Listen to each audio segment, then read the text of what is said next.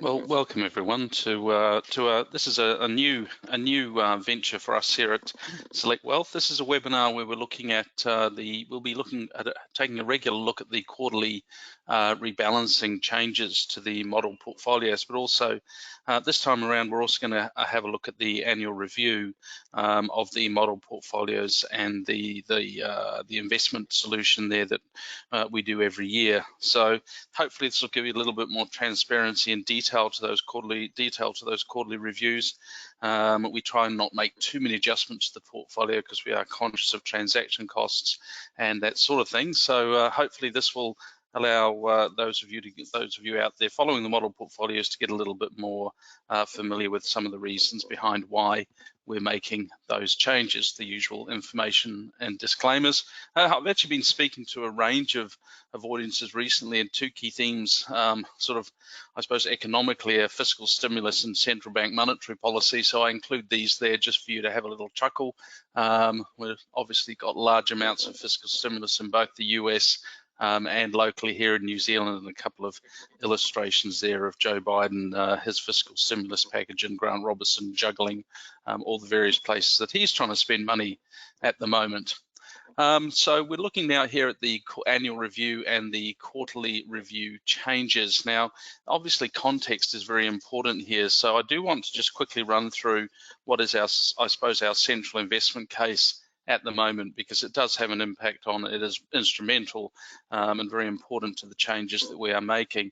So we've got a little chart here. Right now, I suppose share markets are climbing that wall of worry. It seems very appropriate to this little cartoon at the moment, as we can see everybody desperately trying to figure out when is the top in equity markets, and that's quite usual when we're in bull markets, that we do sort of, I say, we climb that wall of worry. One of the key themes that we're asking at the moment obviously is around interest rates. This has been a theme that we've been talking about since November, and some of these key questions we keep asking ourselves are still pretty relevant and are important in terms of portfolio construction. So will inflation surprise to the upside? And we sort of are seeing some evidence that that's going to come into play in New Zealand now. Will housing market pressures reveal themselves in the inflation data? We've seen recent housing policy announcements from the Reserve, from the government actually, and we do know that the housing sector is an important part of CPI inflation. Will we see some decoupling of wholesale and retail rates? We still have the funding for lending program in place, which is allowing banks to access funds from the Reserve Bank. So will we start to see some different movements in the wholesale market, which are responding, say, to offshore rates, in the retail market, which might sort of be insulated by that, by banks being able to borrow through that FLP program? How much of an interest rate rise will be needed to negatively affect the share market? That's still being debated. I think it's what's more relevant probably is whether or not we see an orderly or disorderly rise in interest rates, and will we see divergent monetary policy between New Zealand and other jurisdictions? And the recent monetary policy statement from the Reserve Bank has highlighted the possibility the Reserve Bank of New Zealand might move prior to other central banks. Role of central banks, of course, is still important because interest rates still do remain low, even if we do start to see some changes in the level of monetary policy accommodation. But equity markets are going to be sensitive to any bias, and we do know that returns from fixed interest will continue to, well, they will be low and depressed. And I suppose here's something to think about here, and this is one of the key themes that we are trying to consider at the moment. We've come to the end of a very long bull run in interest rates, or we believe we have, and the key issue that I want you to look at here is the grey line on this chart is the 10-year bond rate over the last sort of 35 years in New Zealand. The black line is inflation, and what you may notice here over the course of those last 35 years is that we've still, even as interest rates have fallen, they've still been well above the rate of inflation. But that is not the case now as we step our way through 2021. We're now seeing inflation rivaling where current interest rates are set. So the real interest rate, the gap between those two, is very low, and in some cases we have seen it negative. So what do we do about this? Do we quietly consign portfolios with material fixed interest exposure to the bottom drawer? Is there still a place for fixed interest in our portfolios? In our view, the answer is yes. Fixed interest, why do you have it? Because it dampens volatility. It is a volatility buffer. It aids in capital preservation. It gives you an income cash flow, but those expected returns from fixed interest are now much lower than we've seen over the course of the last probably 20 years. We're using a cash rate for our long-term expected portfolio returns of 2.5%, which may not be appropriate in the short term, but remember it is long-term expected returns that we're looking at. We think rates will probably normalize at lower levels than previous neutral rates, but the probability of negative returns from fixed interest has increased. So I think it's really important at the moment that if you've got clients who are investing in those lower risk portfolios, conservative portfolios, that you have quality and effective conversations with those clients. They're very important that people realize what the current scenario is in the interest rate market. So the central case though is that COVID recovery continues. Yes, there are risks, but the key global economies and the ones that are meaningful for New Zealand are navigating the recovery from 2020 quite well. Think about China, think about Australia, think about those big trading partners of ours. It's an uneven process though. You know, this normalization that we're seeing in markets, aided by vaccination programs that are being rolled out very successfully, places like the US and China and the UK, that's assisting people to get back into employment. So we're seeing those unemployment numbers improve, we're seeing spending improve, we're seeing confidence improve, and you never know, we might get travel again. All of this sort of activity being underwritten by central bank monetary policy accommodation and fiscal stimulus. So where are markets right now? Well, share markets sitting at all-time highs in the US. The New Zealand market has been disappointing, has been underperforming against the Australian market, which is turning around, a sort of a theme that we've seen for quite some time of the New Zealand share market outperforming the Australian share market. That has turned around. Valuations continue to be stretched, and we've got these competing factors out there. In the short term, we're getting coronavirus variations pop up, and there's concern that they're going to stop this sort of return to normality. In the medium term, though, we have made significant progress on vaccines, and that's encouraging that we will be able to use things like booster shots, sort of annual booster shots, to maintain that reopening of the economy and maintain those that sort of air of normality. We've still got the role of central banks and interest rates. We've still got the role of inflation coming into play, and we've got some of these interesting thematics that we saw over the course of 2020, where we saw strong rise in growth stocks, the value stocks being left behind, and that's turned around. So some of that thematic stuff very important in equity markets as well at the moment. So where do we go to from here? Well, fixed interest is still relatively unattractive. I've told you real interest rates in a very low negative. The property market domestically now facing some regulatory pressure, so maybe that's less attractive for investors in New Zealand. We've got economic performance in New Zealand, Australia, US, China performing better than expected, but behind all this, that underlying stimulus, that monetary policy support are constructive for equity markets. So that's to give you a little bit of context about the scenario that we're operating in, that we're looking at investing in. So we've just come to the point where we've finished the strategic asset, the annual review, looking at, and one of the things we're looking at there was strategic asset allocation. Now, the annual review does involve the quantitative and qualitative review of what we do around strategic asset allocation. The quantitative view is where we crunch the numbers, we look at our expected returns, we look at the correlations of different asset classes, very much numbers based. Then this year we've done a qualitative review as well, and looked at really how does our strategic asset allocation compare to other market participants, other competitors maybe in New Zealand. And this year, for the first time, we ran a parallel process. So we actually did 2 lots of quantitative numbers just to make sure that we were, I suppose that's a sort of a check that we should do on a relatively infrequent basis, but that we should do just to check that the numbers are what we expect them to be. So that calculates out the expected returns. And one of the decisions that we've come to is that we've made slight changes to our strategic asset allocations. So those are the strategic long-term allocations. We're not necessarily going to move the actual portfolios to those straight away, so we'll remain with some tactical positioning, but we will transition over time looking at those strategic asset allocations. The other thing we've done is we've made a couple of changes to our internal allocation thresholds, just to give ourselves a little bit more flexibility within some of the portfolios. So we've got sort of slightly wider bands of where we can position the portfolios, and also we're setting up a time frame to do the asset class reviews where we look at the different asset classes in more detail. So just to talk through some of those proposed strategic asset allocations, and in this very simple chart here, I'm sort of looking at the old or the current strategic asset allocations that we have. So for instance, our conservative portfolio 75-25, the conservative balanced 59% in income, 41% in growth assets, balanced 45-55, growth 21-79, high growth, very small portion of income assets, only 5%, 95% of that portfolio in growth assets. So you can see the change that we've made. We've moved to 70-30 as our strategic asset allocation for the conservative portfolio. We've moved to a 55-45 for conservative balanced. The balanced is a 40-60, growth 20-80, high growth stays the same at 95-5.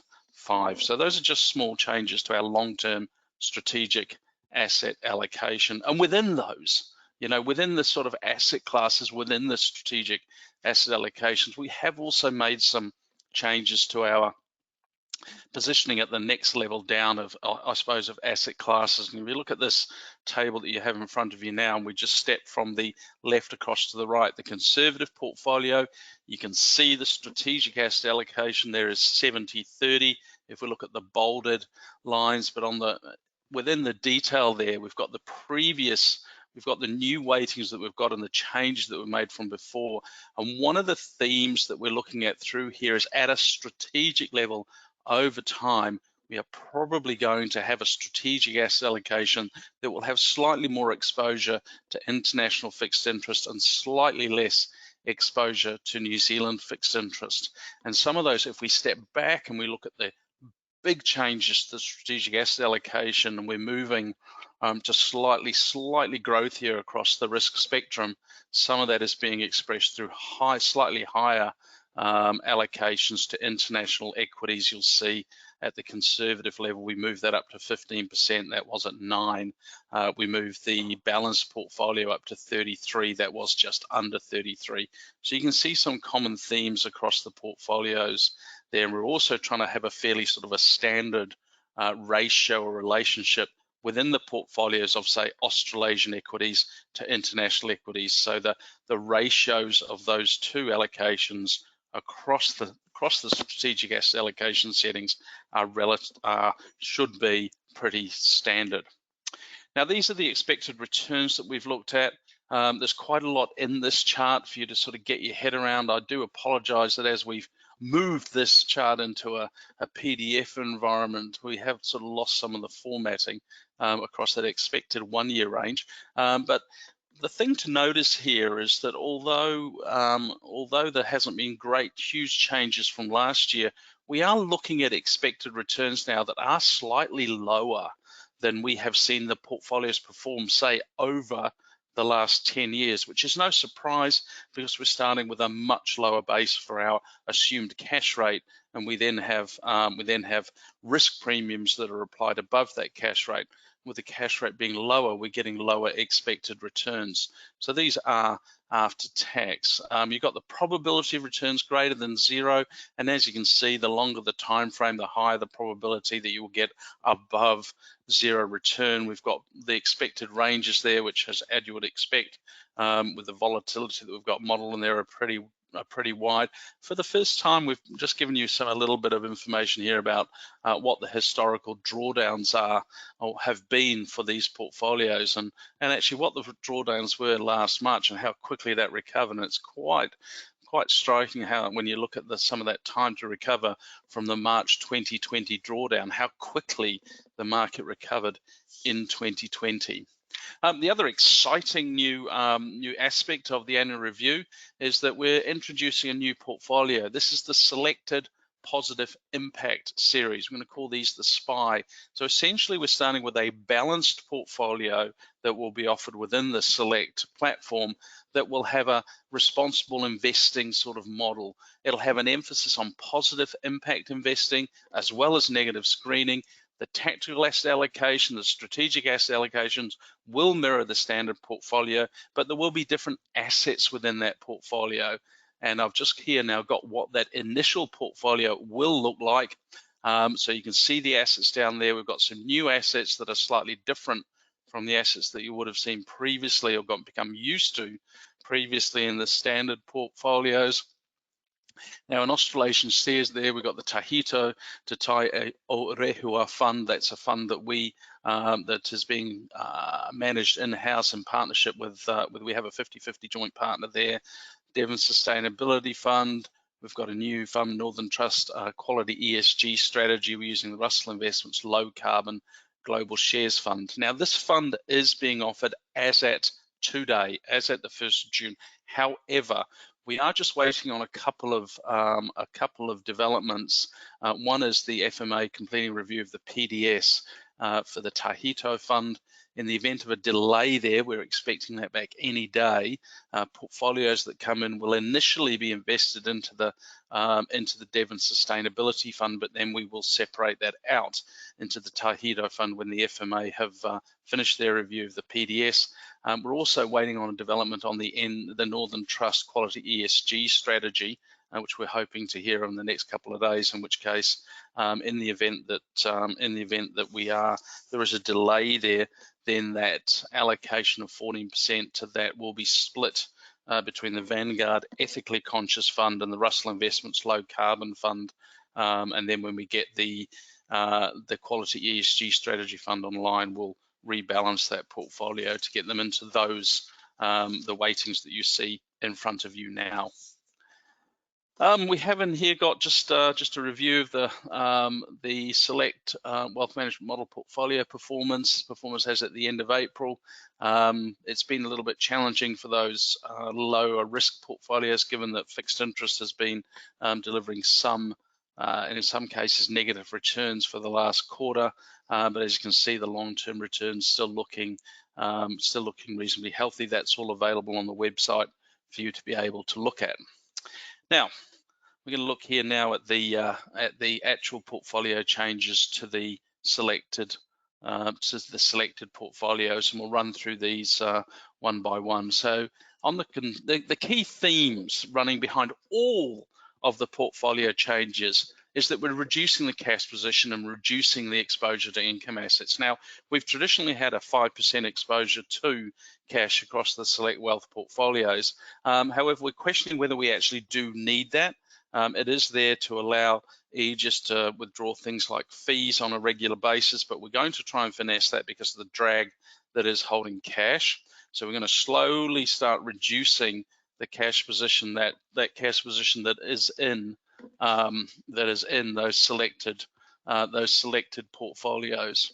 There's a fixed interest tilt. There'll be a fixed interest tilt within the portfolios, away from the funds, where a slight tilt away from where we have funds that have a 50-50 investment into corporate bonds and government stock. And we're going to increase the exposure to the corporate bond, where we've got credit, we've got shorter duration. We actually lift the yield, the trading yield on those through that change as well, with aiming to have equal weighted exposure in the Australasian equities to New Zealand and Australia. And we're also reviewing the style and the hedged exposure in global equities, and you'll see as I run through the portfolios how those changes pan out. So let's look at the conservative portfolio. We're going to reduce the cash balance by 1%. We're looking at a reduction in the New Zealand fixed interest allocation. This is to line it up with those new strategic asset allocations by 1.5 percentage points. We're going to reallocate from the Nikko New Zealand Bond Fund to the Nikko Corporate Bond Fund. There's a reallocation from the AMP Capital Ethical Leaders Hedged Global Fixed Interest Fund to the Hunter Global Fixed Interest Fund. That's due to the AMP fund closing. We've got an increase in international equity exposure by 2.5 percentage points and an increased allocation to Clarity Global Shares and the Apostle Dundas Equity Fund. And that's all about rebalancing the style exposure within those international equities. So we're trying to ensure that we've got some exposure to sort of growth stocks and some exposure to the value cyclical stocks across that international exposure. So those themes carry on through the conservative balance portfolio. Again, a reduction in the cash balance, a reallocation from Nikko New Zealand Bond Fund to Nikko Corporate Bond Fund, an increase in the international equity exposure by 1 percentage point, and we're doing that by an increased allocation to Bankers Investment Trust. You can see those changes there. We're dropping the Aegis cash account. We're changing the Nikko bond fund. We're coming out of the Nikko bond fund into the Nikko corporate fund, and the Bankers Investment Trust going up. Bankers, more of a value investment philosophy, and we think that there's probably a little bit more impetus behind that value investment philosophy now over the next 12 months. Now, the balanced portfolio, a reduction in the cash balance by 1 percentage point, a reallocation from the New Zealand Nikko bond fund to the Nikko corporate bond fund, mirroring what we're doing in the other portfolios. A decrease here in the Australasian equity exposure by 3 percentage points. Now, we're taking Mint Australasian Equity Fund out of the portfolio. That fund primarily invested in New Zealand equities, and we're trying to get more of a balance between New Zealand and Australia across that Australasian exposure, and then we're lifting the international equity exposure by 3 percentage points, and we're using the Templeton Emerging Markets now. Now, one of the reasons we do that is that Vanguard International Shares Select Exclusion Index Fund. That fund is based off the World Index. So the World Index leaves out emerging markets, and we would like to have that exposure into emerging markets. So we're balancing that up through that Templeton Emerging Markets exposure there. On the growth portfolio, same themes that we're seeing across the other portfolios, lowering the cash, slight increase in fixed interest exposure by increasing Fisher Funds New Zealand fixed interest, decrease in Australasian equity exposure by 3.5 percentage points. We're taking Mint out of there again. That's because of that heavy emphasis on New Zealand equities there. And we're just trying to balance that up, as I've said. And then going into the Templeton Emerging Markets Investment Trust there by 3.5 percentage points to balance out the lack of emerging markets exposure through some of the other options. We're also trying to balance that. There was a growth style bias in that portfolio which performed very well over the course of 2020, but we're not seeing quite that strong thematic result now, and value cyclical stocks coming more back into play. So to do that, we're just modifying the exposure a little bit, coming out of Monk's Investment Trust, out of Baillie Gifford Japan Trust, and going back into Bankers Investment Trust, more style neutral, to give us that less growthy, I suppose, aspect there. You can see the changes there that I've just described. And the high growth portfolio really is just a couple of changes in the similar changes we saw in the growth portfolio, coming out of Monk's, out of Baillie Gifford Japan, and favoring Bankers Investment Trust, again pushing into that emerging market space. And Clarity Global Shares also more of a value investment fund. No changes to the Great British Pound portfolio. And just I've got some charts here that you can have a quick look at your leisure. It was just described the individual asset positions when we're underweight, overweight. You can see, for instance, we're underweight New Zealand fixed interest, a little bit overweight international fixed interest. Some of that is as a result of us using the Milford Trans-Tasman Bond Fund, which has got New Zealand exposure in it, but because it's balanced, because it's got New Zealand and Australian fixed interest exposure, it sits in the international fixed interest space. Looking at the balanced portfolio there, underweight cash, underweight Australasian equities, overweight international equities, and again, we're underweight New Zealand fixed interest, but that's balanced by that Milford Trans-Tasman Fund. You can see the exposures there on the growth portfolio as well. And there we've got the high growth and the Great British Pound balanced tactical asset allocations as well. I think you'll probably be able to pause the webinar there when you're viewing it at your leisure if you do want to have a look at those in slightly more detail. We've also just put a note here into what the fees, what the changes to the management fees across the management portfolios look like. They're very, very minor changes. We're up 1 basis point on the conservative balanced, 1 basis point on the balanced.